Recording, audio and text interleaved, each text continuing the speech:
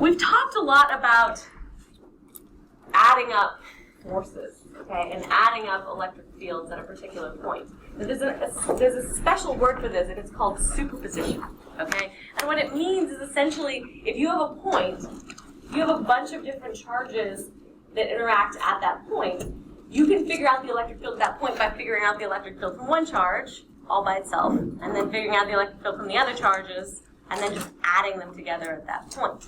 Now remember, you have to add them as vectors, okay? You can't just add up the numbers, but you don't have to do anything complicated. You just do a problem for one of them, a problem for the other one, and then just add them up at the end. Okay, so superposition is pretty straightforward. It's sort of what we already did with force diagrams, but now it has its own name. Okay, so in order to calculate the electric field, you always want to start by drawing a picture. And why is it so important to draw a picture, especially in these types of problems? So you know what's happening. Wait, so you know what's happening. But specifically for adding up vectors, why is it important to draw a picture? So you know what the signs are, okay? Well, in the picture, it's usually pretty obvious if something's attracting or repelling. If you're going through the math, you're keeping track of all these signs, you're not necessarily going to know what's going on, okay? So you always want to check with reality by drawing a picture. So let's say we have two charges like this. We're going to pick some point P, because remember, for electric fields, we aren't talking about the field at a particular charge. We're usually just talking about the field at a point. So we only include the source charges for the field, okay? So we draw this picture. Here's one charge. Here's the other charge. Here's where we care about what the electric field is. Now, remember, we can draw the whole vector field and show what it looks like at all points, but most of the time when we're doing a problem, we're only looking for the electric field at a particular point, okay? All right, then we put this on a coordinate system. You get to pick your own coordinate system. Remember, coordinate systems are for you to choose. So here, this is an XY coordinate system. Then we want to draw the electric field vectors at P. Okay, what do we mean by that? Well, this is a positive charge. What should the electric field vector look like here? So remember, we imagine it's what would happen if this had a little tiny positive charge there. It's going to repel, yeah. So here's your line connecting them. You'll have some vector that points this way. Okay, what about this one? Attractive, right? So it's going to have a vector that points this way. All right, so you have these two electric field vectors drawn at point P, okay? So this one, this vector is from this source charge. This vector is from the source charge, okay? Then you want to calculate the magnitude of these electric fields using Coulomb's law, okay? And it's Coulomb's law for electric fields, so it's KQ over R squared. That's for a point charge, okay? So far we've only dealt with point charges. So the electric field for a point charge comes from Coulomb's law, all right? Then we just add these all together, and we figure out the net electric field at that point. So we vector add these, okay? And your net electric field should point something like this, right? You're adding up two vectors, all right? And of course, if you're adding vectors, you probably have to break these vectors into x and y components, add up the x, add up the y, then triangles. Okay? All right. And remember, symmetry is your friend. Okay, what do we mean by that? Well, you can usually skip steps of the problem because really, if you want to go through this and just brute force it, you calculate each vector, you break it into x and y, you add them up, and then you figure out the resultant vector. If you want to save some time, though, sometimes you can notice that components might cancel, okay, due to symmetry. So look for any chance you can to get rid of part of the problem because of symmetry. And we'll see some examples soon. Okay, so here is our first question of the day. Much better. All right, so how is symmetry your friend here? Positive charges cancel each other out. Yeah, these positive charges cancel each other out. So if we were doing a problem, would you have to calculate the electric field from those positive charges? No. You can tell they're going to cancel, so you can skip two actual computational parts of a problem that you would otherwise have to do. That's what I mean by symmetry is your friend. Okay? So this is going to point up. if you look at the vectors from these things, this one has a vector pointing this way, this one has a vector pointing this way, and this one's going to have a vector pointing up. Because these two cancel, only the negative charge contributes. Okay? All right. Okay, so I really want you to try this one on your own, but the key here is we're looking at superposition in order to later figure out how we're going to use superposition for integration. So we're trying to sort of show the whole point of figuring out symmetry and how you can use symmetry to create strategies for making problems simpler. So obviously we have these three charges, and each charge is going to have a slightly different electric field at the point, this little black point right here. So we're going to start by just sort of categorizing each electric field. So remember, each charge has an electric field, and if you want to draw it, it would look like points radiating out in all directions. But because we only care about the electric field at this particular point, we're only looking at how these electric fields interact at that particular point. Because if you wanted to draw them all out, you know, it'd be sort of like this for this one, and this for this one, and this for this one, and then you just have to figure out where they all add up at that point. But we don't need all that information. We're just looking for the electric fields from Q1, Q2, and Q3 at one particular point, okay?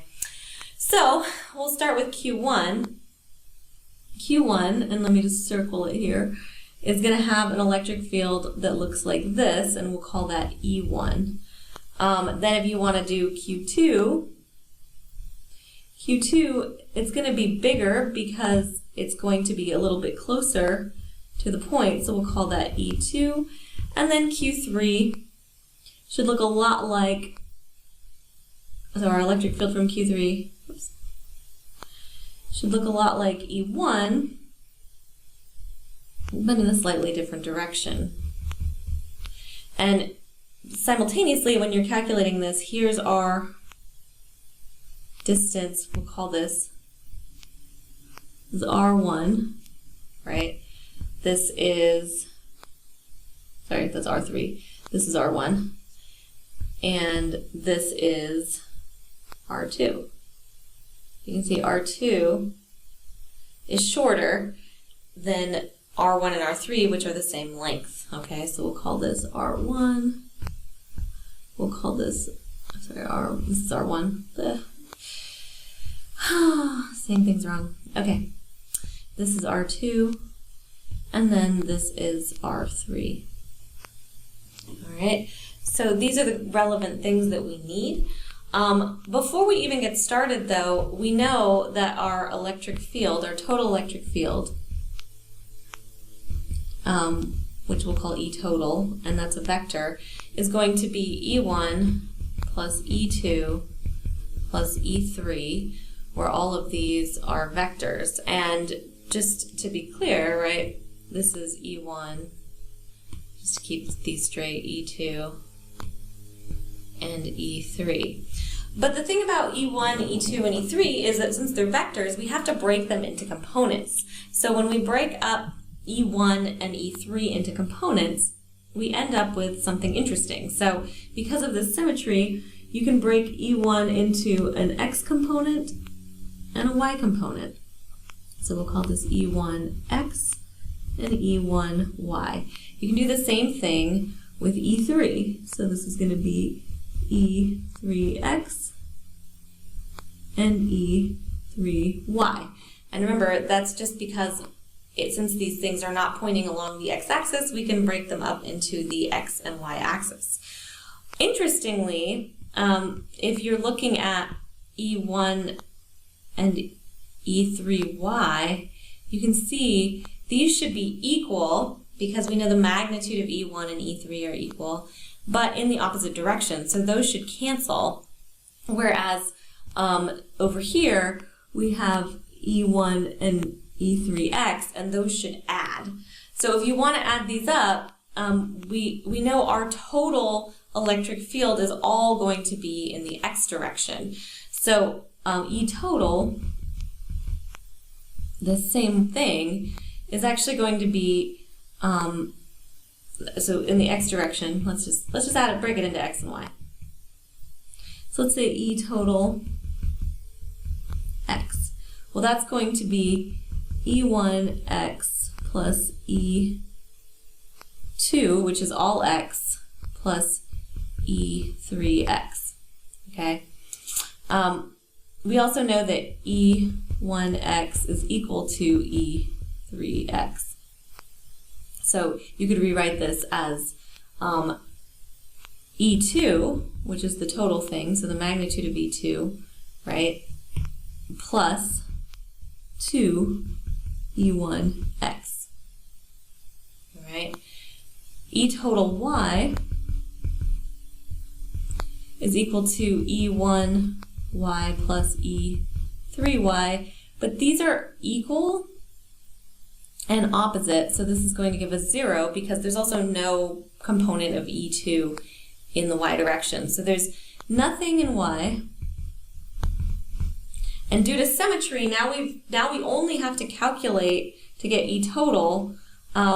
We only really need to calculate E2 and E1, just the x component of E1. Now, the x component of E1 is just going to be E1, but if you think about the angle, right? So if this is the angle for E1 or E3, it doesn't matter, we can calculate either of them. If this is theta, we just need E1 cosine theta. So we have E2 total plus 2 E1 cosine theta. So our E total, as a vector, this whole thing is in the x hat direction, and we only have to calculate E3 and E1. So before we even get started, instead of doing 3 full equations, E1, E2, E3, and then taking the components and then adding them up, we know we just need 2 equations that we're going to add up. So just as a reminder, we're just looking for E1 and E2. Okay? So calculating E1, we just need to figure out KQ over R1. So KQ1 over R1. That's easy enough. That's going to be 9 times 10 to the 9th Newton meter squared over Coulomb squared. Q1, remember all of our Q's are Q, and then our R1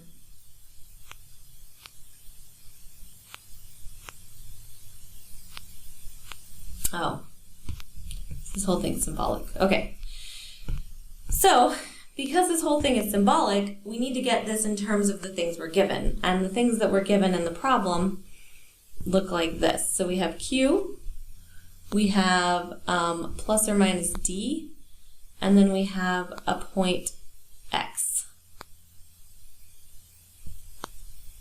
Okay, so R1 is not something we're given. We need to figure out what R1 and cosine theta are in terms of D. So we can rewrite this in terms of the things we know, so that's KQ, and then we know that R1 is going to be equal to the square root of x squared plus d squared. Okay, so since this is squared, this just becomes x squared plus d squared.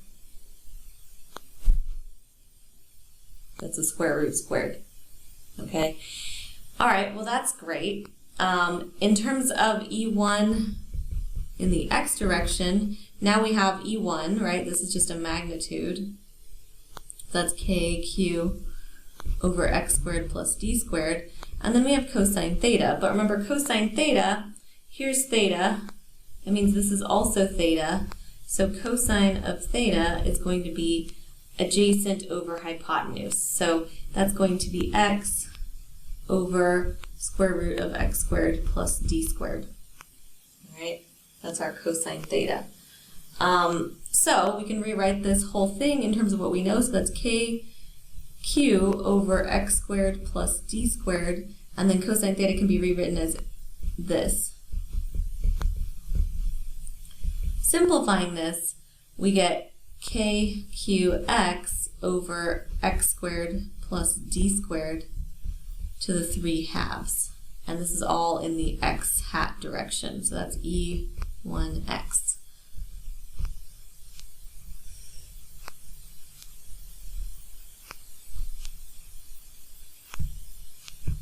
So this is our e1x.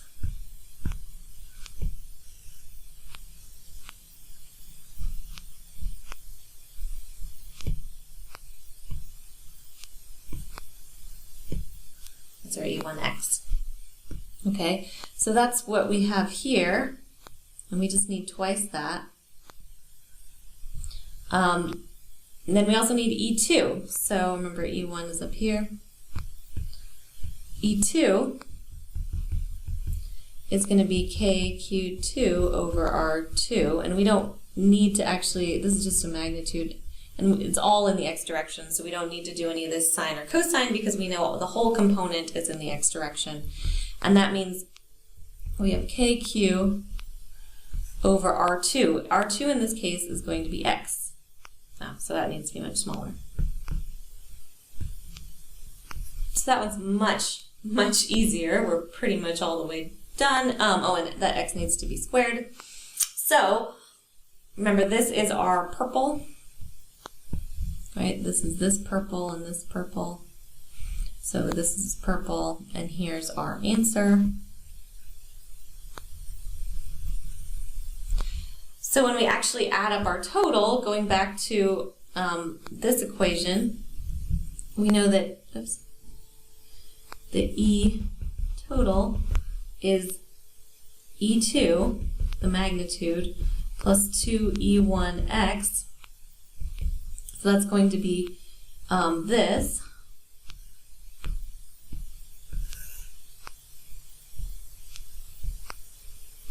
And then we're going to add it to 2 times this.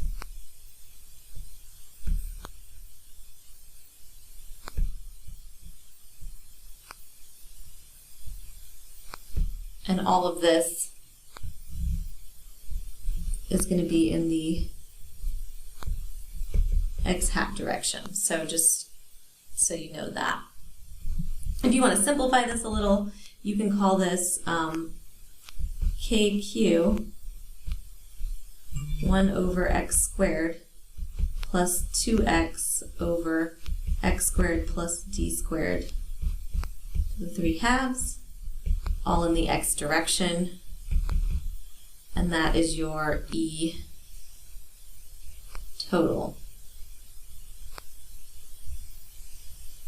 So the key here is, because we're given this thing symbolically, we're using symmetry and some trig in order to figure out what our total actual thing is in terms of the symbols we're given. So because we're given particular symbols, you can see we need our answer to be in terms of D and X and Q. K is just a constant.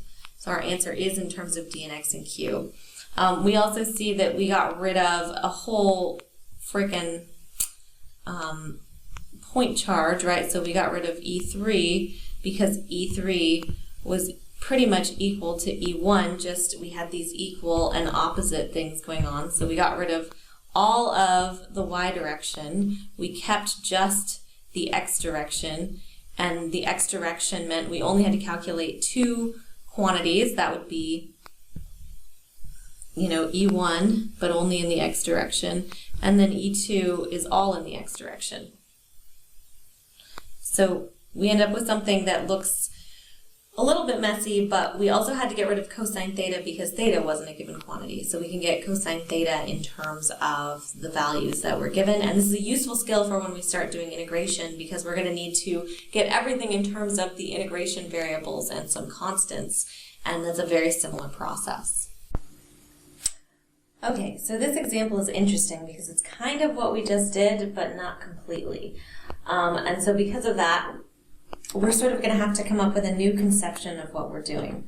So before we had these 3-point charges on the line and we had a distance x from them. So now we have a rod of charge, and so we're going to draw it sort of the same way we drew the last thing, so here's our rod of length L.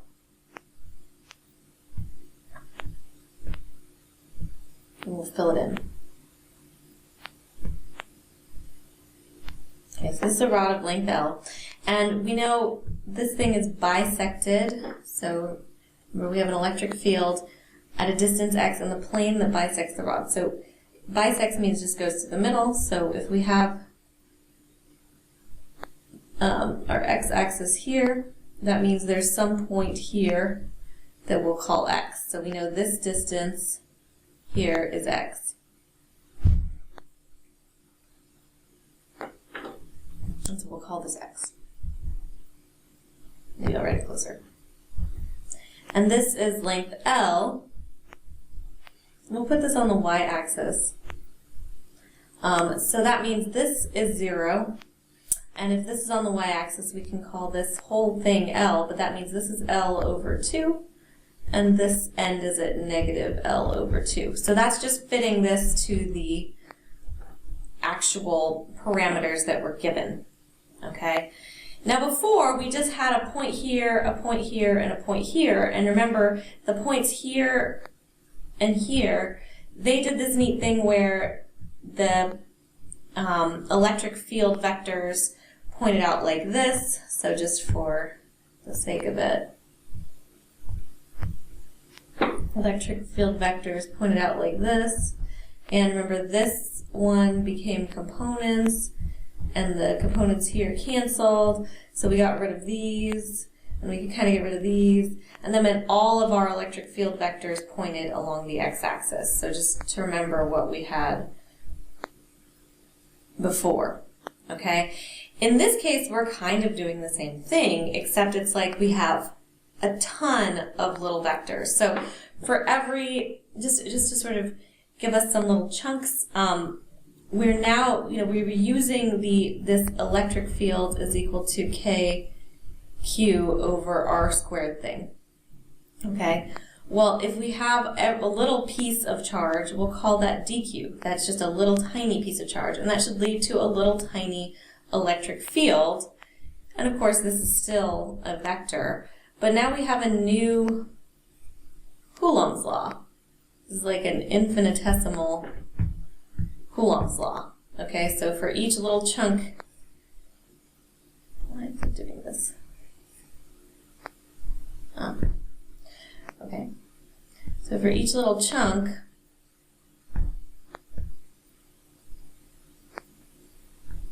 dq,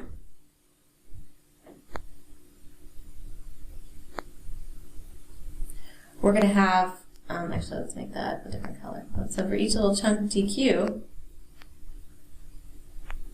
we're going to have a little tiny dE.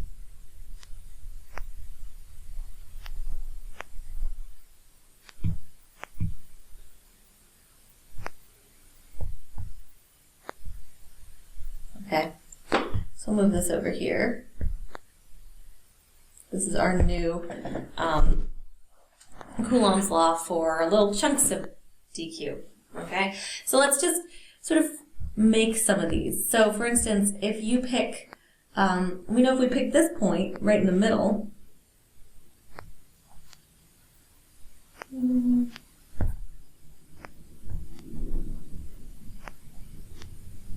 we can call that dq. It's a distance x from our point x, and it has an electric field vector that looks like this. Okay, cool. Then if we go a little bit farther away, there's a pair of these guys. That's not a good color. Try a different color. That's still not a good color. There's a pair of these guys. Let's try this. Oh, that's better. That are a distance. So these are still dq, right? They're little tiny dqs. And for each little tiny dq, they have a distance from here to here that we'll call r, and r is going to be equal to We'll call this distance y. So r is going to be equal to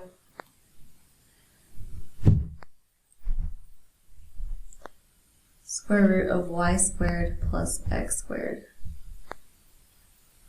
Okay, remember x here is a constant, right? X is a constant. So we're not changing x in this case. So we don't have to worry about that being a constant, but y is a constant. So at that point, this is a slightly smaller. This is a dE for this chunk right here with this distance, right? And there should be an identical one over here.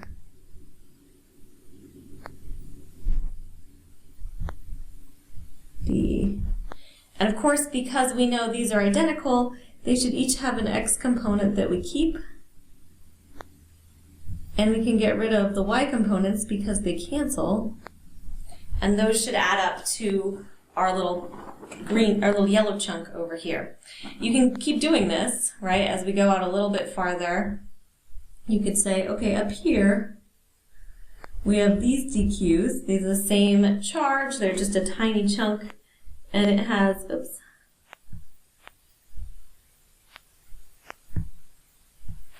It should have a distance r, which is still equal to y squared plus x squared, where x is still the same, but now y is farther. And remember, this is our y. And y is variable, so that means at some point we're going to have some, because we're changing y, we're going to have some dy somewhere. And then we also end up with, this is your dE. You're going to have two of those, but remember, only the x components matter and the y components should cancel. So we get rid of that, and we're still adding up these extra chunks, and that's assuming we have basically an identical one down here, right? And that has the same distance r. And then you could do this again. Let's say it's kind of a purpley one. We're almost all the way up to L over 2, so you have these matching purple guys. And you can say, okay, this distance is r, and this distance is r. And then you have this little tiny dE. Remember, the y components cancel, and we only keep the x components, and they add in this direction. Okay, so because of symmetry, we know we're only going to keep the x components. And once again, we're getting this angle theta, which is variable, right? So this is theta, and this is theta. We'll call this theta. And just like in our previous problem, that theta can be calculated for cosine. So for instance, in this case, cosine theta is going to be equal to x, which is this distance, over square root of x squared plus y squared, or y squared plus x squared, or whatever. And you'll see this x stays the same, but y is our variable. Y is going to be our variable because y varies. That means this, on the y-axis, we're moving up and down on this rod. And we even have limits for y. We know it goes from, since this rod has a length L and it's bisected at 0, that it goes from negative L over 2 to L over 2. Okay? So we've drawn this all out, and we know that we're going to add up all of our dE's in the x direction. Okay? So going back to this guy, we know that we end up with dE in the x direction, right? So dE is equal to k dq. All of these little guys are dq, right? All the way to this one. This is dq too, and this is dq, and this is dq.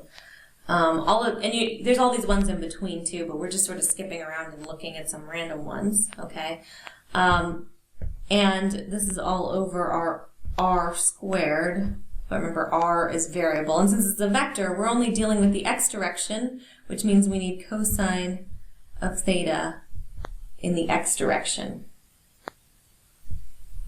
Okay.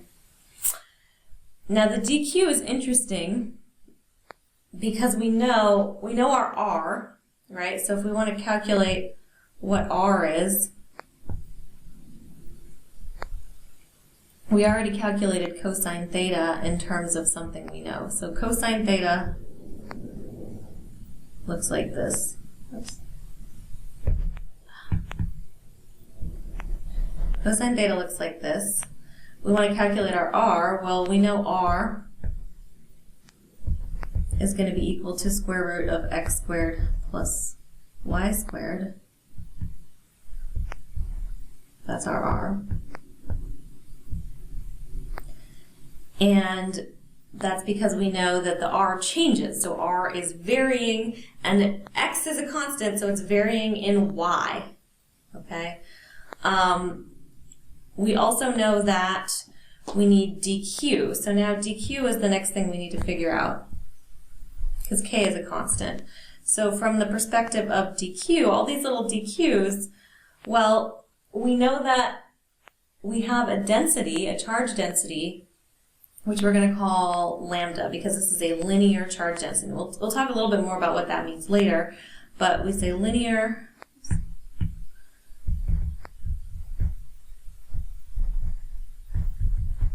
and that's lambda, and that's going to be equal to the total charge over the total length, which are both given, right? We know that charge is Q, right? That's charge is Q. And we know that length is L. Those are given values in our problem. So we want to get this dq in terms of things we know. So that means dq is equal to the density, right, that we're given here, times dy. And dy is actually just the length of all these little dq's along the y-axis. So all of these things should be identical. That's how integration works. So we're breaking this whole rod up into identical little chunks of length dy and charge dq. So when we write this out, this becomes q over L dy, and that's our dq. So dq, that's our blue dq. Looks like this. So let's plug all this stuff in. Well, now we have k q over L dy. Okay, this is all over r squared, which is x squared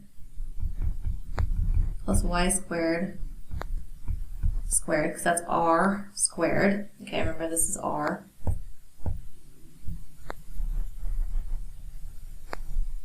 All right, and then we go to our cosine theta, which is x over square root of x squared plus y squared. And so we can actually just say, look, here's our r, here's our cosine theta, here's our dq, and we've just rewritten this in terms of what we know. So this is still in the x hat direction, but we can just ignore that because we know this is dex. So we know it's in the x hat direction. And we know from looking at all these things that it's in the x hat direction. Okay, so just cleaning this up, we get k q over L, and that's going to be x over x squared plus y squared to the 3/2 dy. This is now starting to look like an integral. But we don't want dE, we want E. So to get e to the x, so e in the x direction, we need to integrate both of these sides. And these are all constants, so we can pull them out. And this one we're going to integrate just from the whole length of the rod. So negative L over 2 to L over 2. Okay, so that means our E in the x direction is this constant, k, q, and actually x is a constant here because our integration variable is y, over L, And then we have dy over x squared plus y squared to the 3/2 from negative L over 2 to L over 2. So this is actually the start of an integral, and everything else is just leading up to the integral. So we've just taken Coulomb's law for the infinitesimal form, and now we've made it into this sort of Coulomb's law version that we need to integrate. So in order to get our actual electric field, we have to do this integral. And in order to do this integral, and we, if we didn't have this symmetry, we would also have a y component that had sine theta that we had to do, but we got rid of it by noticing that the y components all cancel. That's not always true. For most all of these, because there's vectors, you're going to get stuff in the x and y and sometimes even z components, but in this case, it is true. So we're going to take this actual integral and just do it. So that's the next step. Okay, so we pulled this integral from the other page, and in this case, all we really need to do is solve the integral. So we're solving this integral, and then we're plugging it back in, and once we solve the integral, we actually have our answer. Now, that's easier said than done, but in terms of a test question, you've got a 9 out of 10 even if you solve the integral wrong. So you'll get like another point for identifying the integral correctly and doing it. Maybe 2 points because it's kind of a hard integral. But this integral is just this piece, so I'm going to pull this down. And we have to figure out how to solve it, but this isn't a u sub. I mean, remember, there's constants here, so the only constants, we have x squared, L over 2, those are all constants, so we only are dealing with the y's and the dy here. When we look at something like this, you can't do u sub, you can't really do it by parts. The best approach is going to be a trig sub, which is going to be moderately annoying, but you'll see it's not terrible. So the trig sub we'd want to use here is y is equal to x tangent theta. And if that's the case, then you take the derivative of this and you get dy is equal to x secant squared theta d theta. So I'm plugging this in, and we're going to kind of, for a minute, just ignore our limits of integration, and we'll deal with those later. So plugging in, we get our integral, we plug in for dy, and that gives us x secant squared theta d theta. In the denominator, we have x squared plus x squared tan squared theta. And that's all going to still be to the 3/2. Make that prettier. Okay, we can do some fun algebra here. So now we have, we pull out the x squared, so this becomes x secant squared theta d theta. We get x squared 1 plus tangent squared theta, and all of this is to the 3/2. So because we pulled out that x, that becomes x squared to the 3/2. So now we have x secant squared theta d theta. None of that has changed. But on the bottom, now x squared to the 3/2 is going to be x cubed. And 1 plus tangent squared theta should be secant squared theta.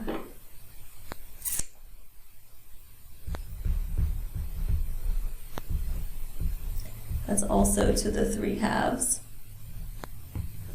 Make that prettier. So now simplifying that, we get x over x cubed, that's going to be x squared, and we end up with secant cubed in the denominator, and we have secant squared on the top. So you end up with d theta x squared secant squared, oops, not just secant squared, secant theta, okay? If you remember, x is a constant, so we can pull it out of the integral, so we get 1 over x squared And secant, right, is 1 over cosine. So you end up with cosine theta d theta. Fortunately, cosine theta is pretty simple. If you take the integral of cosine theta, you get sine theta. So you get 1 over x squared sine theta. Well, that's a pretty nice integral. Okay? But now we have to bring this back to our original situation. So remember we changed our limits of integration, we sort of ignored those, and we want to put them back. So you can either, at this point, put back the limits of integration with the substitution, or you can go back and put in the original limits of integration by converting sine back into our actual substitution, okay?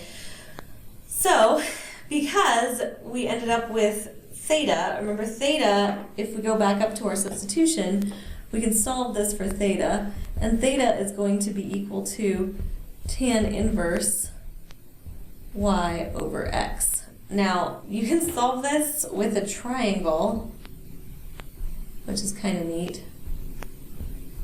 So if you call this x, and you call this y, this becomes x squared plus y squared. Okay, let's call this theta. So if you want tangent inverse, like if we bring this back up and we want to bring it back into x's and y's, you end up with 1 over x squared sine of tangent inverse y over x from this theta substitution, and that's going to go from, negative L over 2 to L over 2 because we have limits of integration. But if we look at this triangle, we created the triangle knowing that tangent inverse, right, is y over x, so that means we know what our hypotenuse is. So that means we can calculate sine as opposite over hypotenuse. Okay, so using that we get 1 over x squared, and this whole thing becomes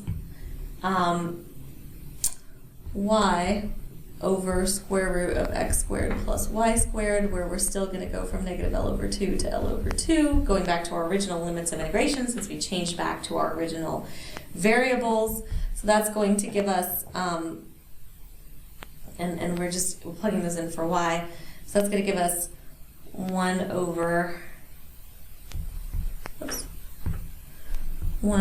x squared, L over 2 x squared plus L over 2 squared minus negative L over 2 x squared plus L over 2. That's negative, but since it's squared it doesn't matter. Okay, add all this stuff together and you end up with another L, so that gives us half L plus half L gives us L over x squared, and then this is 1 over x squared plus L over 2 squared. So because we have this, we started with this, so we can plug back in and actually say, okay, EX is equal to KQ x over L. Now we have L over x squared and 1 over, oh, I lost some square roots, sorry. There's a square root here, and therefore a square root here. So square root of x squared plus L over 2 squared.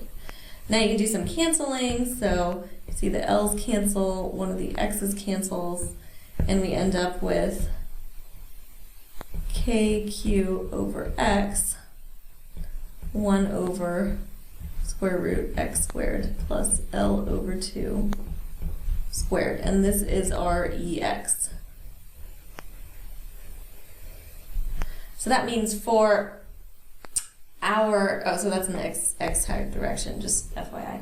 So that means for our picture, right, so for our rod that looks like this, if you have a point out here, that's the electric field pointing this way. This is our EX that we just calculated. It looks like that. Okay? So we finished this problem. We know what the electric field here is. This is our electric field. This is what it looks like mathematically. It's got sort of an inverse quality with a little bit of extra over here. So we're going to talk about what that means in the next section. I'm gonna bring this back down. Is everybody okay with that? No. No? Okay, fine. Here's the general formula that we got, okay? So it's KQ, so K times the charge divided by all this junk. And it goes perpendicular to the stick. Okay, so for any rod like this, you end up with an electric field like this that looks like that. What if this stick is infinitely long? What do we make infinite? Which variable? L, right? So if we let L go to infinity, what does that look like? Take the limit or something. So let's say, not quite, let's say, so this is a limit, right? Here, if this becomes infinity, that means this is much, much bigger than this. So this whole thing, right, just becomes L over 2 squared square root. Okay? We're saying this is much, much bigger than this. All right? But it's multiplied by something small. So we can't get rid of it and call the denominator infinity right away, because infinity times something small could be something non-infinite. I know. If you want to do the formal limits, then take a math class. Okay? This is how we do limits in physics. We reason it out. So, this is something that becomes basically L over 2, because it's L over 2 squared, square root. We can ignore this because we know it's much smaller than this. All right? So we get L over 2 times x. Okay? And it turns out that gives you something that looks like this. So we have 2kq over xl. All right? But what is q over l? What is it? Lambda. So we can put the lambda back in, because if something's infinite, right, we're not going to know its length. So we don't really want it in terms of length. Okay? So that we have this 2 times k, which is our constant, times the charge density over x. Okay?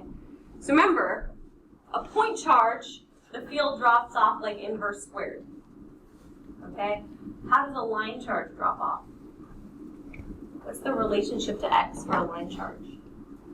It's not squared anymore, right? It's just x.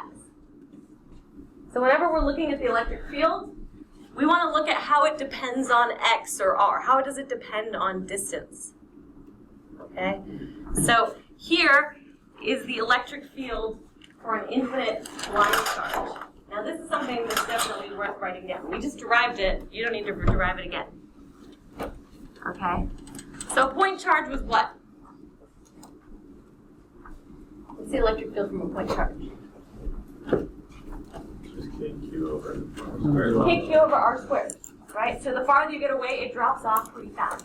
Okay? For an infinite line charge, it's 2k lambda, that's the charge density, divided by r.